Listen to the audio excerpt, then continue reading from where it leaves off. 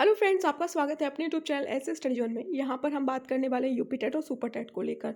जैसा कि आप जानते हैं, नई शिक्षा सेवा चयन आयोग का जो गठन था वो फरवरी तक होना था और एक डेट दे दी गई थी कि 10 फरवरी तक इसका है जो सदस्यों की जो नियुक्ति है वो हो जाएगी। पूरी खबर क्या है वो हम आपको बताएंगे।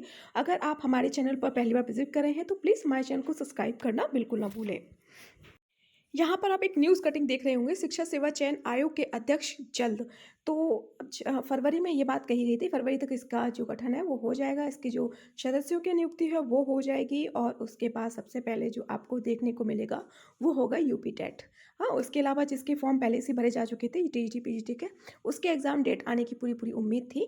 लेकिन अभी तक शिक्षा सेवा चयन आयोग का जो सदस्यों की नियुक्ति या सदस्य गठन है वो पूरी तरीके से नहीं आया है। चलिए यहाँ पर देख लेते हैं क्या है पूरी खबर। विधान परिषद में सरकार ने शनिवार को आश्वासन दिया है कि उत्तर प्रदेश शिक्षा सेवा चयन आयोग के अध्यक्ष एवं सदस्यों की नियुक्ति शीघ्र ही की जाएगी। काम रोको प्रस्ताव के तहत पूछे गए प्रश्न सवाल का जवाब देते हुए माध्यमिक शिक्षा राज्य मंत्री हैं गुलाब देवी ने कहा है कि आयोग में नए अध्यक्ष और सदस्यों की चयन प्रक्रिया चल रही है और बड़ी संख्या में आवेदन आए हैं। जल्द इनकी तैनाती हो जाएगी। शून्यकाल में जो निर्दलीय दल के राज बहादुर सिंह और डॉक्टर आकाश अग्रवाल के द्वारा ये मुद्दा उठाया गया था शिक्षा सेवा चयन आयोग को लेकर। यहाँ पर एक बार और ऐड की गई थी, जब तक आयोग का विविध तरीके से गठन नहीं हो जाता तब तक पुराने नियमों के आधार पर निर्णय लिए जाएं। माध्यमिक शिक्षा राज्य मंत्री गुलाब देवी ने ये बात कही है।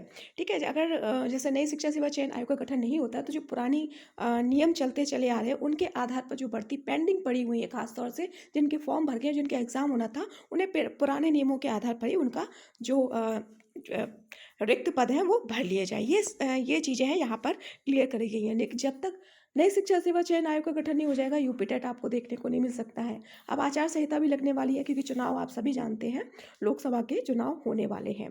तो बहुत कम उम्मीद है कि फरवरी में आपको जो यूपी टेट का नोटिफिकेशन उम्मीद थी जो देखने को मिल सकता था, लेकिन देखने को मिले। इसके अलावा मार्च में आप जानते हैं कि आचार संहिता लग जाएगी और जब तक चुनाव नहीं हो जाते तब तक तो सारी चीज़ें थोड़ा मुश्किल ही दिख रही हैं।